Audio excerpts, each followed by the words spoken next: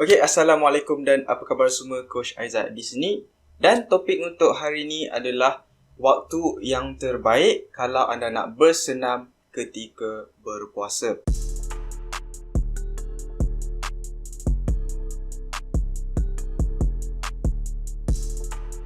Okey, topik ini datangnya daripada soalan yang ditanyakan dalam grup Suku-Suku Separuh.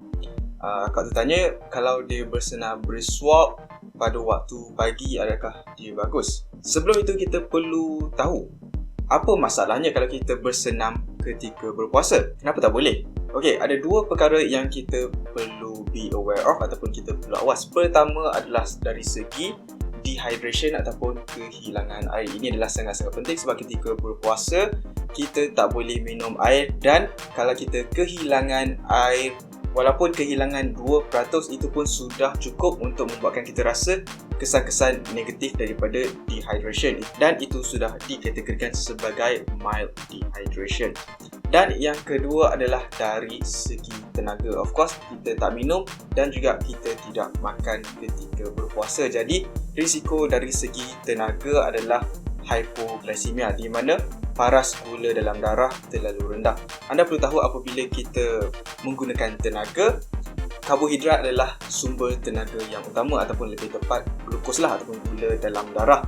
Kalau gula dalam darah dah makin kurang, badan kita mempunyai simpanan gula iaitu dalam bentuk glycogen, dan seterusnya badan kita akan menggunakan lemak dalam badan. Tetapi masalahnya, penggunaan lemak sebagai tenaga itu adalah perlahan dan kurang efisien lah. Melainkan anda seorang atlet, apabila anda bersukan ketika berpuasa, anda akan rasa kesan daripada hypoglycemia terlebih dahulu sebelum badan anda dapat menggunakan lemak sebagai tenaga. Jadi sangat penting untuk menjaga tenaga dan juga hydration.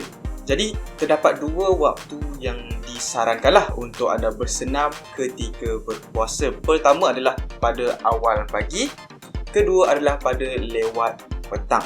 Dan kita akan tengok apa kelebihan untuk bersenam pada waktu tersebut. Okey, first adalah pada awal pagi. Pertama adalah suhu yang lebih rendah, dan ini akan mengurangkan kadar perpeluhan dan seterusnya mengurangkan risiko dehydration.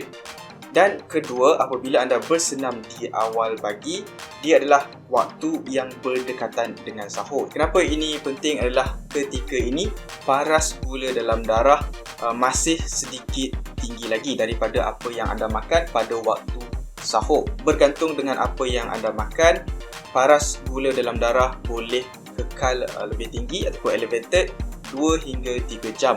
Terutamanya kalau anda makan karbohidrat kompleks, tinggi dengan serat dan juga mengandungi protein. Ini akan menyebabkan paras gula dalam darah naik secara perlahan dan turun juga secara perlahan dan berkekalan dengan lebih lama 2 hingga 3 jam. Jadi kalau anda bersahur pada pukul 6 pagi, bersenam pada jam 8 pagi, paras gula dalam darah masih tinggi sedikit daripada baseline. Sebab itu sangat penting untuk makan makanan yang seimbang, tinggi serat, cukup protein ketika waktu sahur. Andai kata kalau anda makan karbohidrat yang mudah, tak ada serat, tak ada protein, apa yang akan berlaku adalah paras gula dalam darah akan naik secara mendadak dan juga akan turun secara mendadak. Anda akan crash dari segi tenaga dan juga akan cepat rasa lapar. Jadi Aizat ulangi sekali lagi. Antara kelebihan pada waktu pagi adalah cuaca yang sejuk, mengurangkan kadar perpeluhan, dan kedua dari segi tenaga, jaraknya agak dekat dengan sahur anda.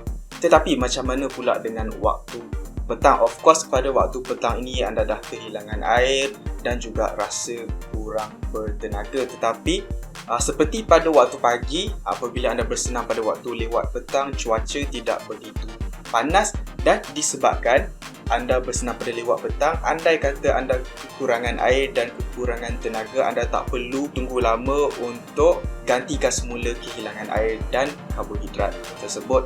Dan secara umumnya kalau anda nak bersenam ketika berpuasa, pertama sekali untuk mengelakkan kehilangan air yang banyak, bersenam dalam keadaan yang sejuk, outdoors ke indoors ke, pastikan suasana yang agak sejuk lah untuk mengelakkan perpeluhan yang lebih. Dan dari segi senaman anda, janganlah bersenam yang terlalu intens untuk durasi yang agak lama. Ikut pada kemampuan anda, tapi secara umumnya lebih baik senaman yang kurang intens lah. Even brisk walk pun dah cukup bagus. Dan kalau anda nak jogging yang sedikit intens, yang heart rate agak tinggi, boleh, tetapi pendekkan durasinya. Okey, ini adalah sebagai panduan saja. Apa pun anda buat ikut kemampuan masing-masing, trial and error, dan awas dengan simptom-simptom yang berkait dengan dehydration, kehilangan air, dan juga hypoglycemia, kekurangan gula dalam darah. Aizat ingin tekankan, di samping anda bersenam, cuba untuk sihatkan badan. Keselamatan adalah nombor 1. Dan untuk topik ni hanyalah membandingkan perbezaan waktu bersenam ketika berpuasa pagi dan petang. Tetapi tak ada paksaan pun untuk anda bersenam pada waktu pagi ataupun petang ketika puasa.